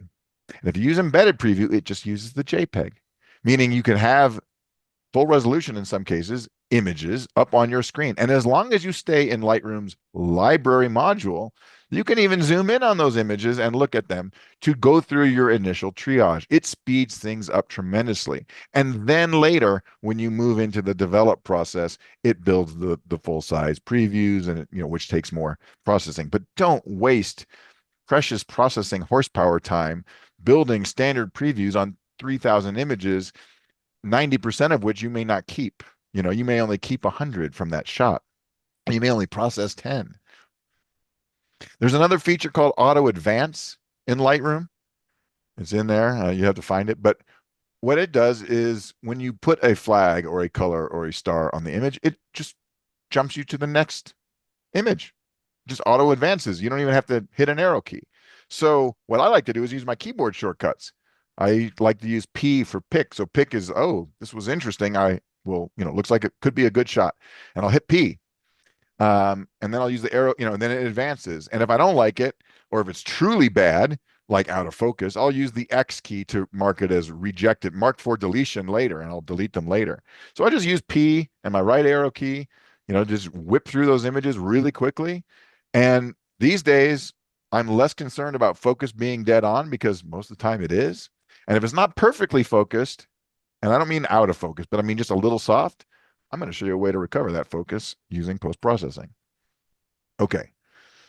I reserve the reject flags for only the photos that I'm truly going to throw out. So my photos come in, they're either picked because I like them as a winner, or they're not picked, which means they could be fine, but they're maybe not the best pose. And then the ones that are truly bad, I accidentally fired off 10 frames with the camera pointed at the ground. I throw those away. Okay, whoops. So this is what it looks like when you're in Lightroom. One of my puffin shots, it says embedded preview. So when I'm looking at them, I'm just looking at the JPEG that the camera produced that's embedded inside the raw file. Now, basic image processing. Okay, I'm not going to get into details. I'm just going to talk about what you can do and what you should consider doing. And then you learn how to do this in whatever software you use. Okay. Noise reduction, contrast, and color. And then I make local adjustments. That's called masking. Sharpening is usually the last thing, although, depending on what software you use, it's just part of the pipeline. Noise reduction. This is the Lightroom denoise. So two things. This is one of my Ganets. This is at 200% enlargement. Okay. On the left is what it looks like when you bring it in Lightroom, which it doesn't have any noise reduction applied. Okay. It's not normally turned on. So people that say, oh gosh, I hate Lightroom because my images are so noisy. No, it's because it doesn't have it on by default. Okay. No big deal. Lightroom added a denoise tool, which is AI based. You have to turn it on to use it. Look at that. It wiped it out. This is an image that was at ISO, I think 8,000. Don't be afraid of high ISO. It cleaned it out. Now you'll also notice this image is a little tiny bit soft. That's subject motion. That's just, I was using a teleconverter. We'll get to that in a minute. It's in focus, but it's not crisp. Okay. That's okay. If you use Lightroom, and I'm just throwing this out there for the Lightroom people, there is a thing called camera profile. The camera profile can be changed. It does not have to be Adobe Color every time. Adobe Color is great. It works a lot of the time. But you'll notice the image on the right, the shadows are opened up more. The highlights are somewhat more recovered. There's less contrast. I didn't do this with sliders. I simply changed to a lower contrast profile. And what I've found for wildlife shots and birds in particular, I like to have lower contrast and then boost the color up. Doing that means I'm going to use a profile like Adobe Neutral if you're using Neutral, or a camera profile that is neutral, like Nikon Neutral or whatever. Lower contrast, recovers shadows and highlights, and then I put the stuff back where I want it to be. So I didn't have to open this image and start moving highlight and shadow sliders around, although I could have done that. You can just see how the shadows got opened up. Now, the other thing I'm going to do is I'm going to um, I'm going to use masking to adjust the elements in my image. And this is an incredibly strong suit of Lightroom. It does great masking. I just said, oh, select subject. Boom, it found the bird. I modified it a little bit to just clean it up because there was a little bit of area between those top wing tips that got selected by accident. So I just erased it. But in 2 clicks, I had the perfectly masked bird. And then you know what I can do? I can say invert that, and now I have the background masked. Super easy. So now I can adjust my image not globally, but for the tones that I want. I can make the background look the way I want it to. I can preserve the highlights and details in the subject the way I wanted to. And then lastly, I mentioned that this image was a little bit soft. Okay, it just happens. Well, for those, as long as it's not radically out of focus, I will sometimes play around with a product called Topaz Studio. It used to be called Topaz Photo. I do it in Photoshop, but it's a standalone program. And I used it to do AI-based sharpening, and I used the algorithm that's supposed to fix motion blur. But there's a bunch of different ones, and you can pick the one that works the best. Look what it did. Hopefully you can see that. My slightly soft bird becomes an absolutely tack sharp bird. So I'm a little bit more forgiving in my triage process, my triage now than I was 3, 4, 5 years ago. A shot that I might have thrown away as being just not quite sharp enough on the eye. I will sometimes I will take them into Topaz and see what it can do. Now, it's not perfect. It doesn't always work. Sometimes it does weird things, okay? But it's worth trying. And it's worth the price of admission. So I have my Topaz. I don't use it for noise reduction. I use it for sharpening. Now, the last thing you can do is if you're shooting in RAW or using post-processing is creative processing. You can make some artistic flair to your photos using your editor or Photoshop or both, whatever you prefer. And I'll just give you some examples. So here's a tern. It's got a fish in its beak. This is a common tern on Long Island workshop I did last summer. And I went with that high key look. This is just processing. Just it was kind of light. It was kind of overcast. Just make it kind of high key. Make that background really bright. I was on the Zodiac last week in Newfoundland. Bald eagle comes up, but it was terribly. It was backlit. It was far away. It was just over us. It was shooting almost into the sun. Hey, I'll make it black and white. You can easily do black and white in your editor. And the funny thing is that I know it's a little low contrast black and white I went with here, but in the original image, the contrast, the blacks were so dark that you didn't see any detail in the rocks and you didn't see the white tail on the bald eagle either. So shooting in RAW allowed me to pull that out. Here's a puffin, early morning, shooting almost into the sun. Okay, I'll just make it a silhouette. And then I'll crank the white balance slider to the warm side and give it that nice, warm, golden hour kind of look, even though that's not how it looked for real, but no one needs to know. Also, you can see it kind of got nice bokeh off the water. My lens was shooting wide open. And then lastly, sometimes I just like to fool around. I do a thing called texture blending, which you need something like Photoshop to do where you can do layers. And I'll do texture overlays just to make artistic examples, especially if you got a boring sky. You can just do stuff with this. And so these are some black-bellied whistling ducks. And so with that, I want to thank everybody for their patience while we went through this presentation, and I'll open up to questions. Again, that's my website on Substack if you need to find it. So yes, I I will. have I have a couple of questions. Okay. In the beginning, you mentioned using electronic shutter, Mhm. and it's my understanding that with high-speed photography, you can end up with distortion. Ah, And have you ever experienced that no, because my camera has what's called a stacked sensor. on the The Nikon? roll, the OM system cameras do, the Nikon Z9 and Z8 do. You look for a camera that has a stacked sensor, and you don't get the rolling shutter artifacts. But yes, you are correct. With some of the earlier mirrorless cameras, you would definitely get um you could get the roll, and it would be like on wings moving, really. And it happens with not with the high shutter speeds and the higher frame rates. So when I had a Nikon Z6, I did not use the electronic shutter for high speed shooting because you could get weird things happening. So what you want is to find a camera that has a stacked sensor, and that gives it twice the readout speed coming off the imaging sensor into the pipeline there, and the image pipeline, and it solves that problem almost entirely. To the point where Nikon on their Z9, it doesn't have a mechanical shutter. It only has because it's stacked. So I think Canon, Sony, everybody has this. The OM1 that I shoot has that, as does I think the OM3. So yeah, that's the feature that you're looking for. But it was a good question because it can happen. You would see like wingtip artifacts, stuff. Also the culling. I have ignored the culling in Lightroom because it's been mostly for people faces. Mm-hmm. And I've heard rumblings that they're opening it up for other genres. Oh, the Have auto, you? the assisted culling thing. Yeah, for a large number of photos. Have you? Are you familiar with where they are with that? And are they doing There it? were a Gonna do couple it? of Lightroom upgrades that came out while I was traveling.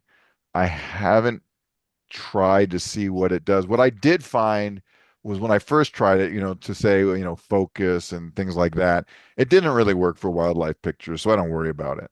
Um, I have an entire class that I teach in my when I do bird workshops on the whole, I do a whole day afternoon session in between shoots on the triage component and keywording and how to speed things up because it really is um, problematic. And one thing I used to do was do my triage outside of Lightroom in Photo Mechanic because it would use the embedded JPEG previews. Now that Lightroom does, it's less critical.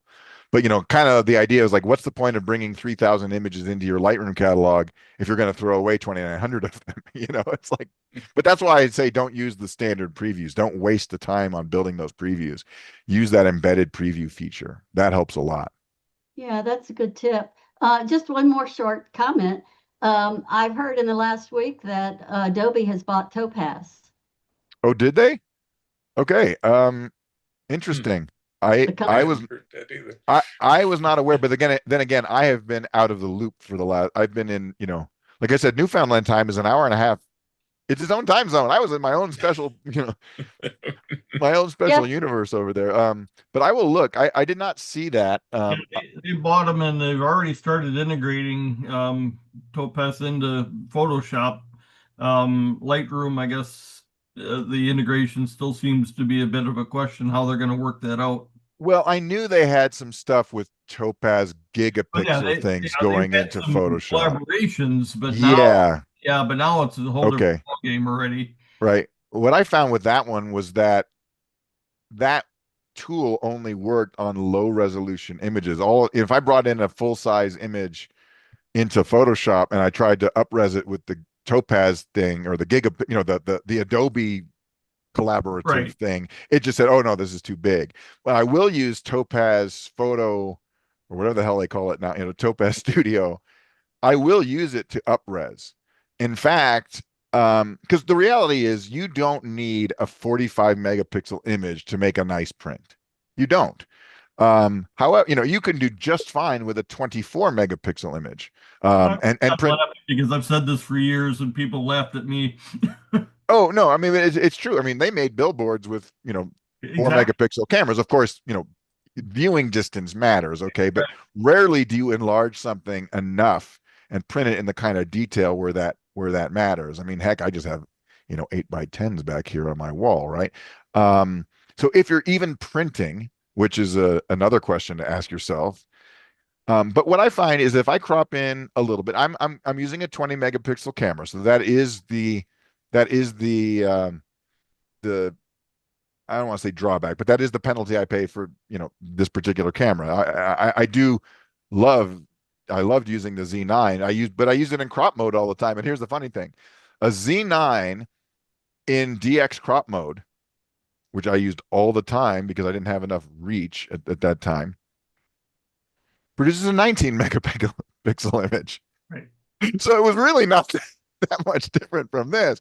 But if I crop in just a little bit, what I have found is like if I do just a 25 to 50% upscale using the Topaz software, it's perfect. It's absolutely perfect. I don't need to go bigger than that. I can get myself back into that 24 megapixel range, 24 to 30. If I were going to print 20 by 30, it would be fine. So if you're not doing a lot of printing, why are you spending money on a 50 megapixel sensor other than they're fun to zoom in on? I won't argue that point. They're fun. I love them. It's really great. And I was just I'm on Flipboard trying to find the article I read earlier on um that purchase, and I guess it had been in works for a little while, but they're Okay. pretty much I'll finding go out. look that up because that's an interesting one to know. And like you said, it definitely has ramifications on the Photoshop side because that's how I'm using Topaz anyway. Because it's only in the Photoshop. No, that's not true. But in the Photoshop side, you have the benefit of being able to do things in layers. So if you need to clean Yeah. things up, like, because sometimes it gets a little aggressive with the sharpening, or sometimes it will create, I've seen Topaz sharpening create almost moire, like color fringing.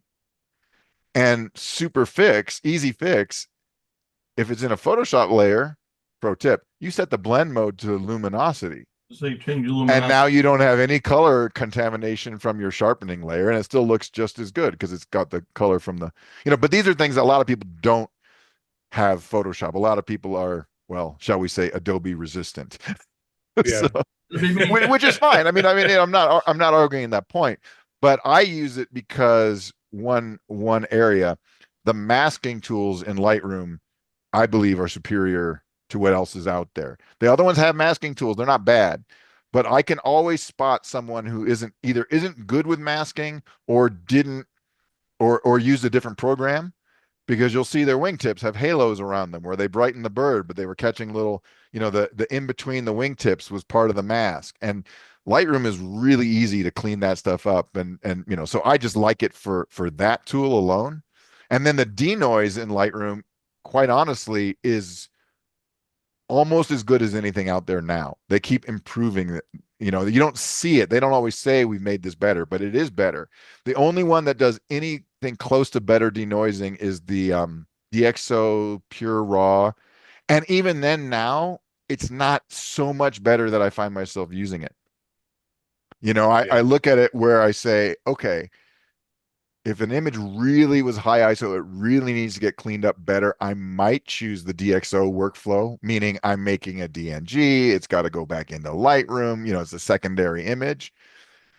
Just like I said, if it's a JPEG only feature, I'm probably not going to use it.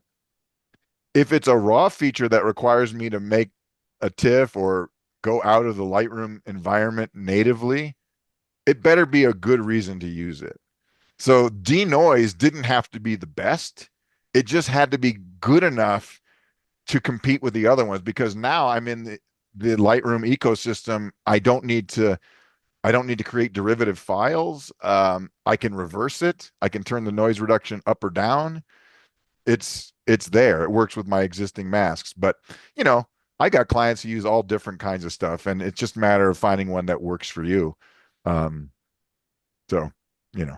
I've been using Topaz denoise a lot, and the one in Lightroom, I used it when it first came out, and over time I used it, but I find myself going back to the older version of the Topaz, which is still there. I think they're Mm. same algorithm, I but found it didn't do a good job with out of focus background. I got banding. It didn't give Yeah. me nicer tone ramps. Like I looked at all three. I looked at DxO, I looked at Lightroom, I looked at Topaz. They were all very good. We're talking like, and if I only had money to spend on one thing, I'd buy the Topaz, right? Denoise early was not only not quite well, it was a little bit better than Topaz, but it required you to make a DNG. There was some hoops you had to jump through. Now you just check the box and you don't need to make a duplicate file. You don't need to go into an external editor. And if you just use it between 40 and 75, it's damn good. I think DxO has a slight edge on fine detail recovery. It'll get finer details, but none of them are bad. That's the thing. They're all No. good. They're all superior to the traditional noise reduction tools that we had, with just the luminosity noise, which just blurred the crap out of everything. So it was, that dance between how much to sharpen versus how much to add noise reduction. The AI, I mean, I almost run denoise now as a default step on everything just because it cleans things up. It prevents shadow noise. If I'm recovering shadows from even Sure. lower ISO landscape photos, I just run it anyway because Yeah. Well, I've been fill in the thinking of shadows. I've been waiting for a sale price on the DxO Pure Raw. And so I've heard a lot of YouTubers talk about use a comparison and show how much Yeah, better it it, is. it So has I'm it has moments.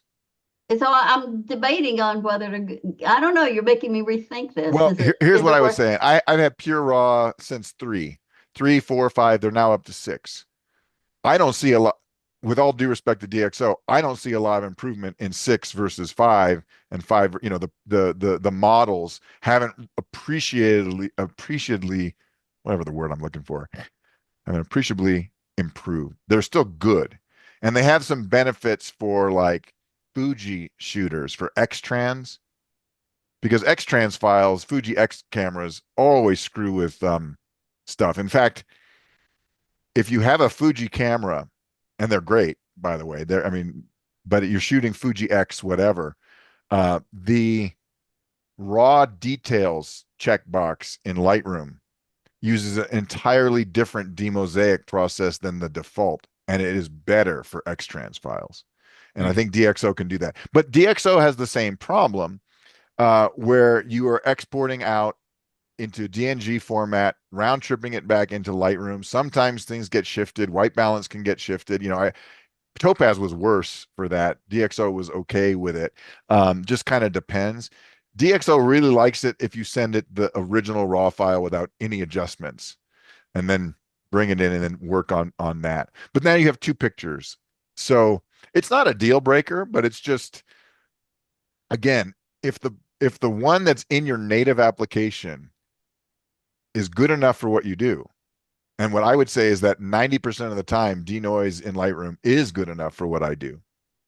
Now I get up into ISO 12,000. Maybe I start thinking, okay, here's a few one-off shots. I might take those into DxO now. And I say that as someone who's an affiliate with DxO. And, it's like, in theory, I could sell their, help sell their software and get a commission. But, you know, Yeah. it's a good product, but it's not one that I use as much as I used to. So anyway, it's the never ending. Yeah, it's a constant cycle.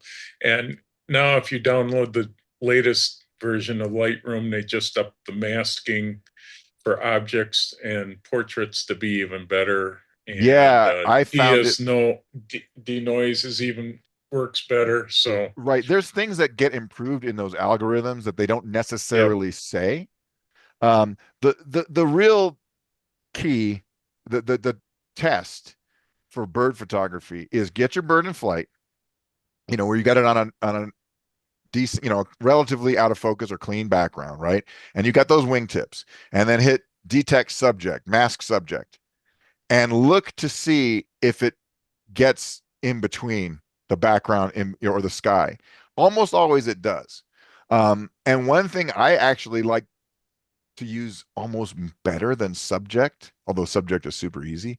If it's a bird in space in the sky, use the object yep, option and just paint over the bird, and then it hits the wingtips perfectly.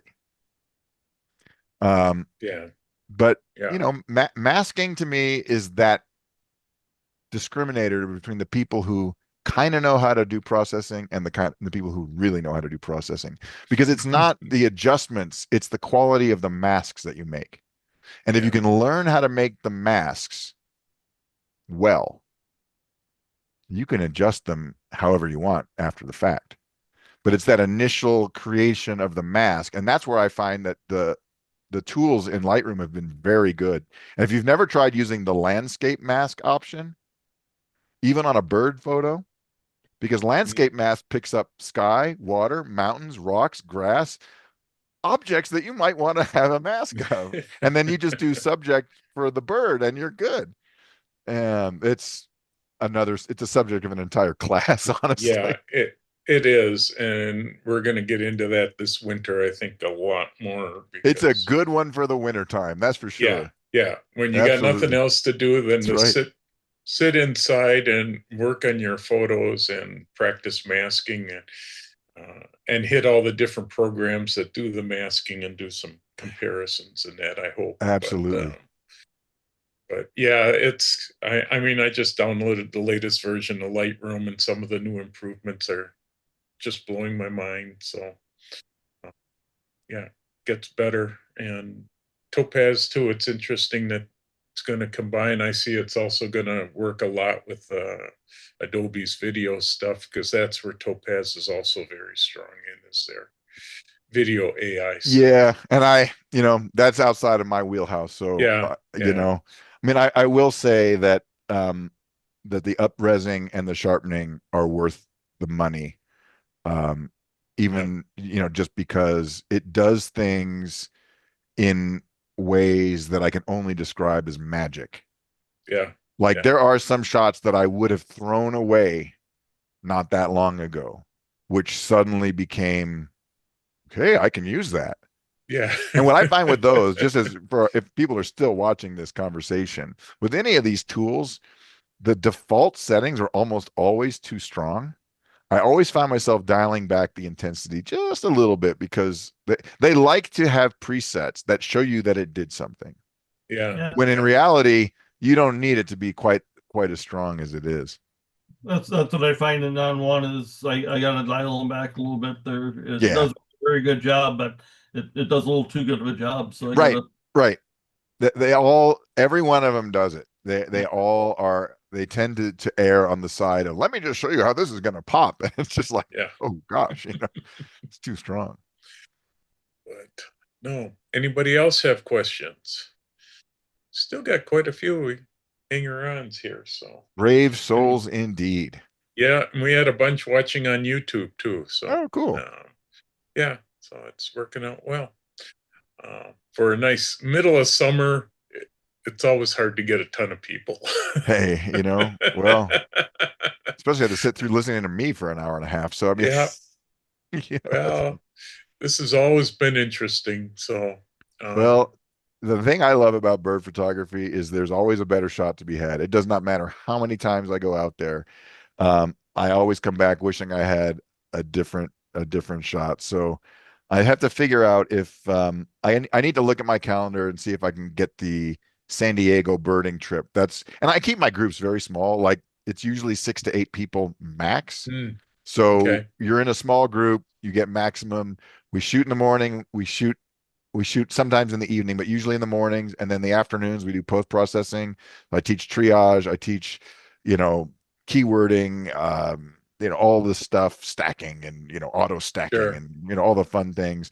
And I am trying to get a repeat tour of Newfoundland and focus it in July of next year. That's when it's peak puffins, peak gannets, peak shorebirds, razorbills, two zodiac trips, one for the birds, and then a second one in a different town for the whales, because the humpback whales are up yeah, there feeding like crazy this time of year. And that's when they show up, is in late June to mid-July. So I'm looking at it, I'm penciling in like July 18th for about a week. It would be a fully inclusive um, you know, photo safari with transportation, lodging, everything except meals. And we're talking about doing a lobster boil one night oh wow, wow, because you can. There was one yeah, town where we stayed in where the nearest restaurant, and it was just the fried chicken place. The nearest restaurant was like 40 minutes away. oh And they just geez, it's the town by the Gannet colony. But you can buy lobster from the local fishermen uh for under $6 a pound US. Wow.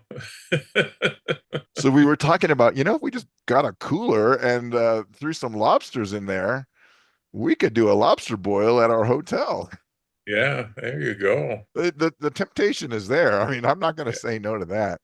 I had some of No, the best seafood up there. It was all fresh, right in, they're bringing in the crates of the fish, like literally off the docks yeah, to the restaurant. It was jeez. everywhere. So it was really fun. Oh, that's neat. That's neat. So, but yeah, I look forward to seeing Yeah. everyone. And if you're on Substack, drop me a subscribe and follow. And I have a new thing that I'm doing with because I mentioned to you earlier, my paid subscribers can get replays of all of my webinars, included, every month, or every time I do them, my classes, and they're free to subscribers as long as you're there. So if you're subscribed to me, you will get to watch on Substack my classes when I'm doing them. And but of course, time zones. And then my premium subscribers, a slightly higher tier, they get the Zoom link so they can be right in on Zoom, best quality audio and video and that kind of stuff. But I'm doing a thing now where every month I'm gonna do up a photo, process it, and provide it as a 16 by 20 uh, high res download for anybody who wants to use Mm, my photo of the month, and you can print it, sure. or whatever, because I don't sell a lot of prints, but everyone can Yeah. download a JPEG. So they'll be Yeah. high res. So, just fun stuff. Trying to Yeah. trying to Sounds neat. navigate. Yeah. The times have changed so much in all the years. Oh, and I still It's prefer having prints, but yeah. you run out of wall space eventually. Yeah, that's my problem. I don't have any wall space left in my house, and Yeah. I'm going to have to start replacing stuff with new things, and I've I seen hate doing systems that. with like where you can just, replace things, like a modular thing. And, of course, that's with those digital frames, right? And you can just, Yeah, that's, I have one 16 by 20 digital frame that I love because I can just keep updating it with new photos and it just keeps rotating around, and that's nice. It's a good that's a size nice too. way to do it. Yeah, and it's good size, and the quality is just great. So That's fantastic. that makes it neat, and sits right in my living room so I can sit and watch it. So There you go. yeah, yeah. Well, great. Wow, we made it all the way till noon. All right. That went Well, fast. go. It's summer. Go get an ice cream. It's going to be 90 degrees where you are, 95, or whatever it's going to Yep, be. it's And going to be nuts this week. But combat global warming, eat more ice cream. That's what I yeah. say. So, but thank you guys for inviting me. It's been a pleasure. I appreciate it. Oh, it's been great having you, Jason. I always like it when you come on. We'll keep doing this every Great. year or so. There And you go. I'll have to figure out a new topic. Next yeah, year, you'll there'll be have to some new keep coming up. technology will change.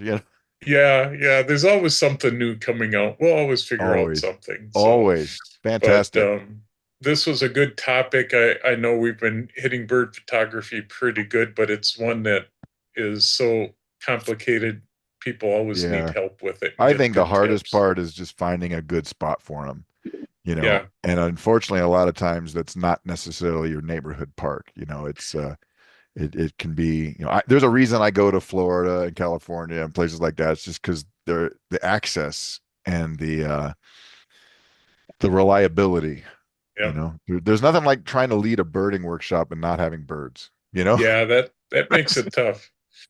Although So this morning I was walking the dog and I had two sandhill cranes 20 feet in front of me. So, that's great. except it's really hard to take a picture while you got a dog pulling on you at the same I've time. got the goldfinches coming through our backyard right now, so they're hanging out, but they're on the finch sock, so they're not photogenic on that. But it's still cool to see them, Yeah, yep. and they're So tiny. I mean, they're absolutely tiny.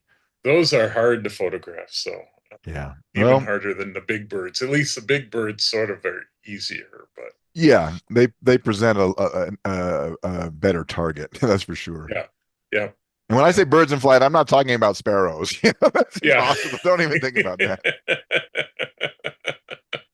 Yeah, I don't think I could ever do that. No, But there's no shutter speed fast enough for them. no, nope, All nope. right. Well, cool. Well, great, Jason. Thank you, thank All you. right. We My pleasure. appreciate it, and I'll be in hope touch. everybody will tune into his Substack. It's he has some pretty good stuff. Every now and then I get to catch some of it. So I'll try to put the link in the chat here. It's yeah, that'd be great. We'll make There we sure go.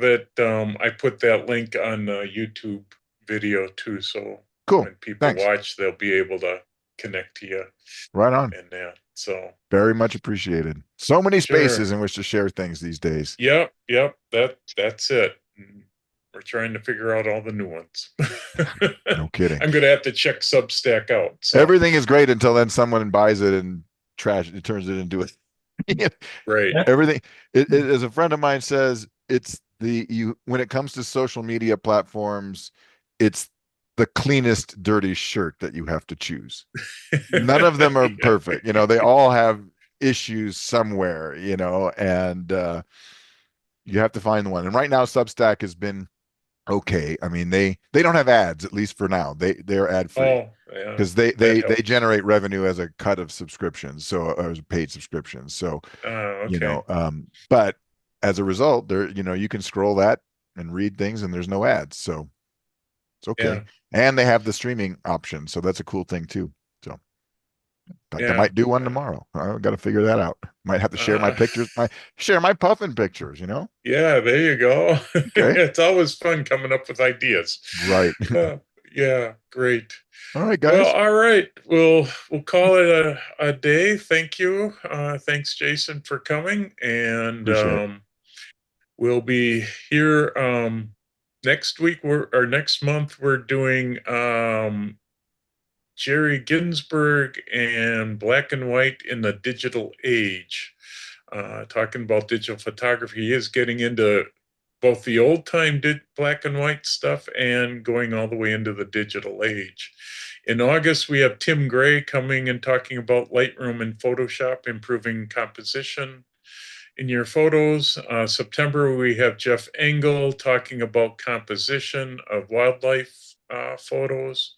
October, Simon Tolzman, guy that we're going to have beginning of the year, is going to talk about life is a highway on car photography. And then ending the season, November, is Brian Hansel. I don't have a topic yet for him. I've got to give him a call and get that set up.